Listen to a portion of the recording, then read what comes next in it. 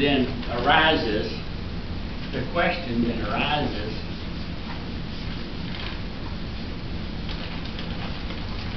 how can I know? The question then is, how can I know? How, you might ask, Pastor, how can I know?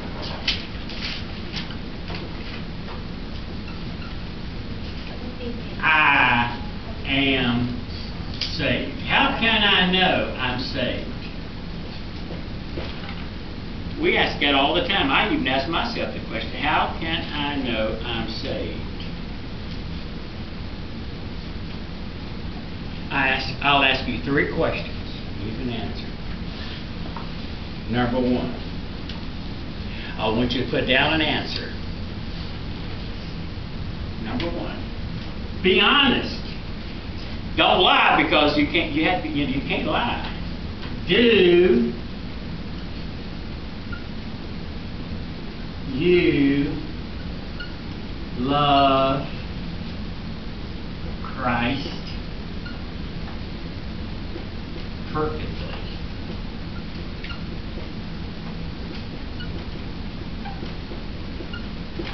Do you love Christ perfectly? Don't lie. Say yes or no. Write it down.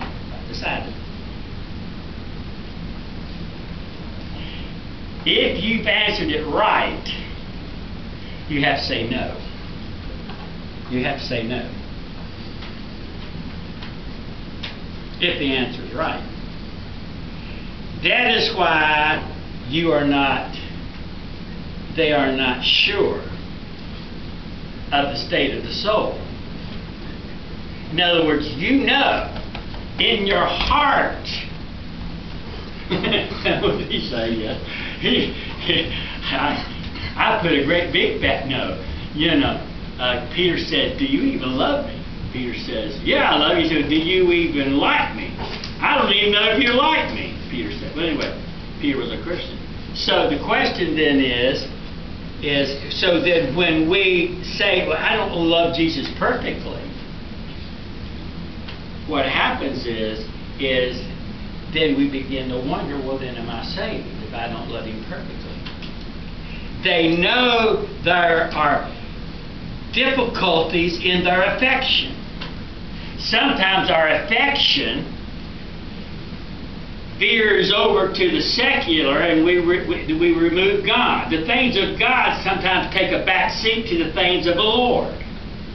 Sometimes we will do this when we know we should be doing that, and we act this way when we know we should be acting this way, and it's a constant battle. So we know we're not perfect. At least I'm not.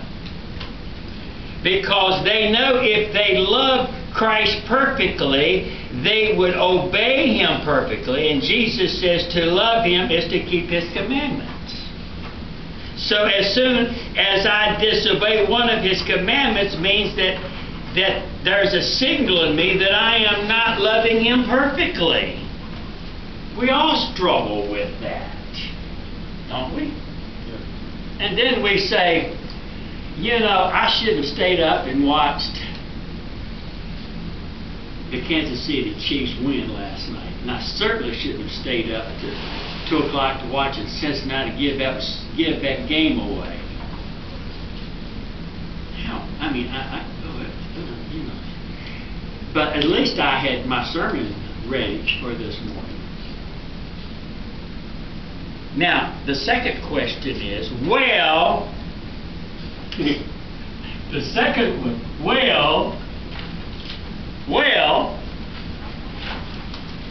well, that if the answer is no, should be, well, I love well. Well,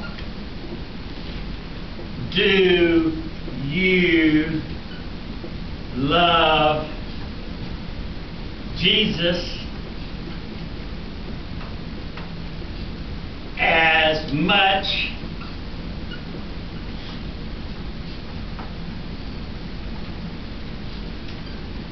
as you ought to? Yes, but right. Love it as you ought to love him. Put down your answer, yes or no. Put down your answer, yes or no. It's not a trick question. Of course, if question number 1 is no, number 2 has to be no. If number 1 is correct, then number 2 has to be no. People look funny at me and say, well, no, of course not. If the first answer to the question is no, the second question has to be no. Because we're supposed to love Jesus what? Perfectly, but we don't. So, well, do you love Jesus as much as you ought to? Of course not. And that really makes us wonder if I've been saved. So, there is a tension we experienced about our salvation. There is a tension. And that's by design. I don't take my salvation for granted. I'm constantly going before the Lord and confessing my sin and confessing my lack of love and and I've been doing this now for 60 years. I'm getting sort of tired of it. But the more that I love God, the more I go to Him. Now there's a third question. Now listen to me. The third question is, it sounds like Jesus with Peter. The third question is, do you love Him at all? Does that sound like Jesus talking to Peter?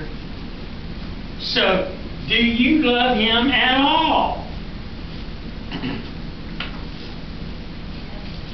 Huh? What did you say? Yes. Now, before you answer that question,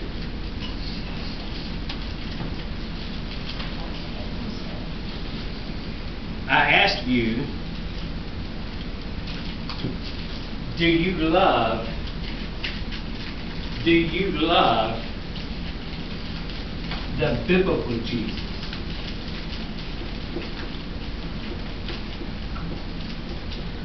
Do you love the biblical Jesus? And I'm sure all of us that are saved in here love the biblical Jesus. I realize that.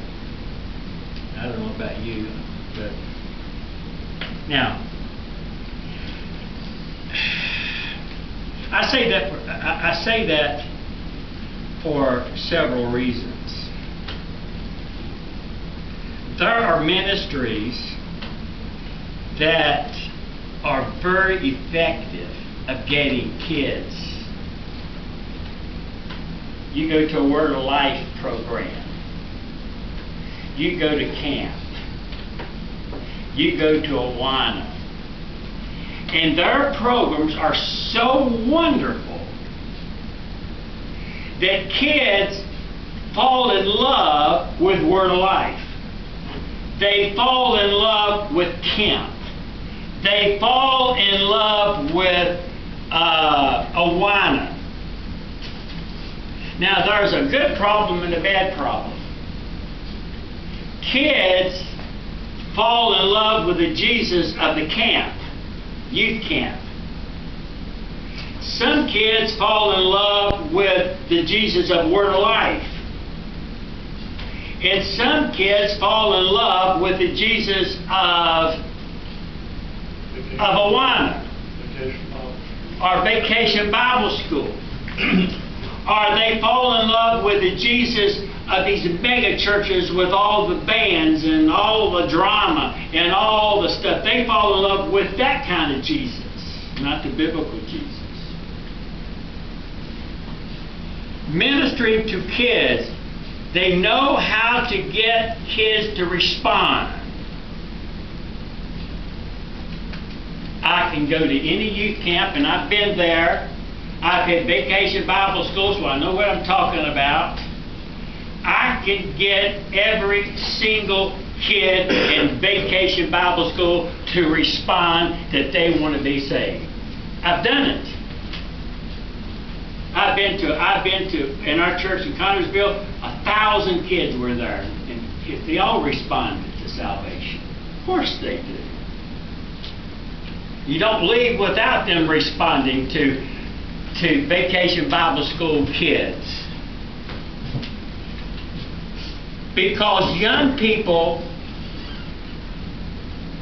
like Word of Life, Vacation Bible School, so forth, make Christianity so attractive that it is easy for kids to be converted to Word of Life, Awana, Vacation Bible School, without ever being converted to Christ. 90% of people who come back from Word of Life camp, Vacation Bible School, are not converted to Christ. You can find them. So if a person says, well, I saved Vacation Bible School, I said, well, you converted to Christ. Has Christ become your life? That is why I say, when I ask you, do you love Christ at all, I'm not asking you if you love who your hero was as a kid. I'm asking you, do you love the Christ who appears in Scripture? Do you love, and in this class, I understand the question is, you would say yes. I understand that. And if I ask you, do you, now you say, well, how do your affection? All right, let me ask you a question. This is a real dumb question, Becky. This is a real dumb question. Do you love your kids?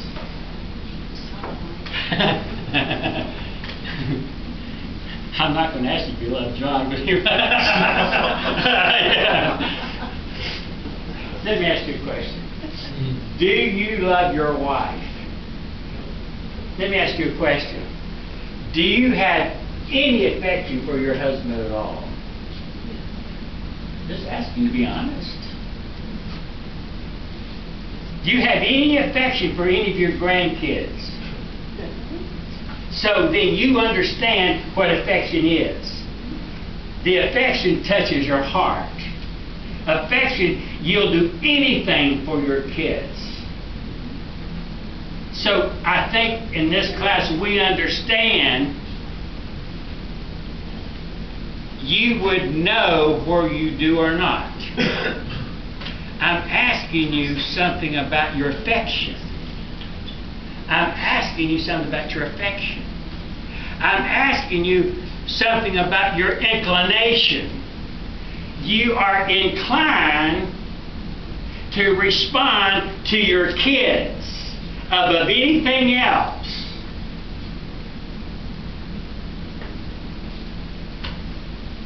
I'm asking you something about your disposition.